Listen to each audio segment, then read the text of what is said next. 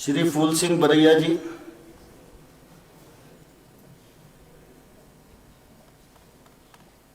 माननीय अध्यक्ष महोदय,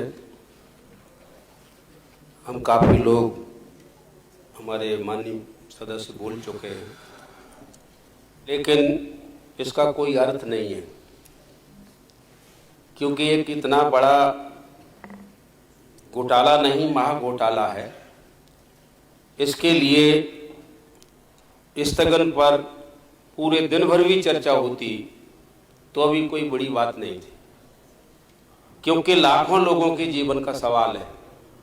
लाखों लोगों की जिंदगी जब बर्बाद हो रही है और उनके घर वाले हैं जो इंतजार कर रहे हैं मेरा बेटा बन करके आएगा, उनका चूल्हा जलेगा, करोड़ों लोग भूख से मरेंगे, तो हमारे सदन में चर्चा हो रही है कि भूख लगी है, भूख लगी।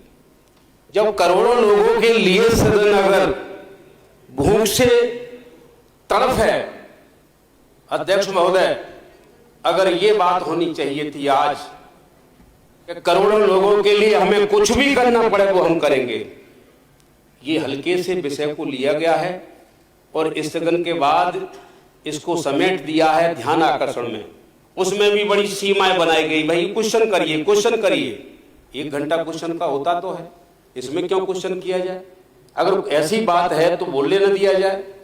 मैं आप समझना चाहता हूं, इस सदन से क्या इतने बड़े मुद्दों के ऊपर हम लोग कुछ बात नहीं कर पाएंगे क्या? क्या करोड़ों लोगों के जीवन से जुड़ी ही बातों को हम कह नहीं पाएंगे क्या? ये बड़ा विषय है, इसके ऊपर हमें गंभीरता से बात करनी चाहिए। मैं इसके ऊपर कोई ज्यादा इसलिए नहीं बात करना चाहता हूं, काफी लोगों ने बात की है। ये बात सेंसलेस है, इसका कोई अर्थ नहीं निकलेगा, ना इसके ऊपर कोई सस्पेंड होगा, ना इसके ऊपर कोई FIR लॉन्च होगी, ना कोई जेल जाएगा। ये सारा का सारा विषय है, ऐसे दबा दिया गया, इसका कोई मतलब नहीं। मैं इस मौके पर फिर भी आपसे ये कहना चाहूंगा कि जब सभी से कहा गया है कि सवाल कीजिए, मैं 1 सवा 2 सवाल करूंगा इस विषय पर। मेरा एक विषय है, जो फर्जी संस्थाएं हैं जिनकी मान्यता खुद दी गई थी उनको छोड़ दिया जाए, उस पर कुछ होना भी नहीं है।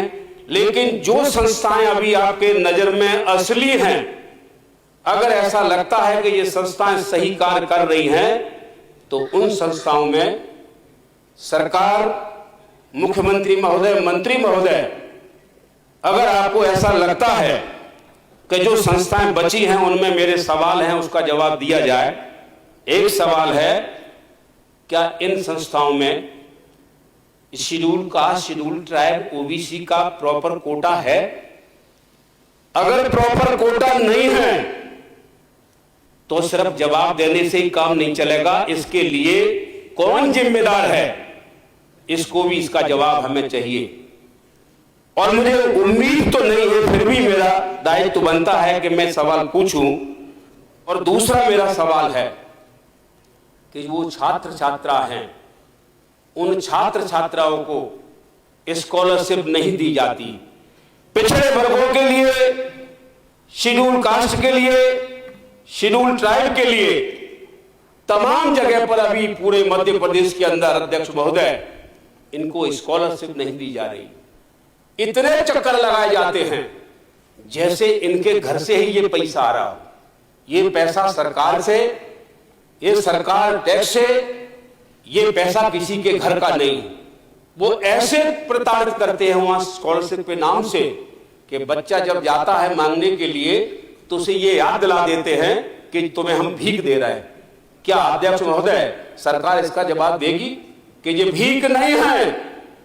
ये बाबा साहेब अम्बेडकर ने उस समय इसीलिए इस बात को रखा था कि जिन लोगों के घरों में पढ़ने का अधिकार नहीं है, उनको पढ़ने के लिए, उनको प्रोत्साहन देने के लिए, क्योंकि इसके पहले तो इनको पढ़ाई रोकने के लिए जीभ काटने का अधिकार था।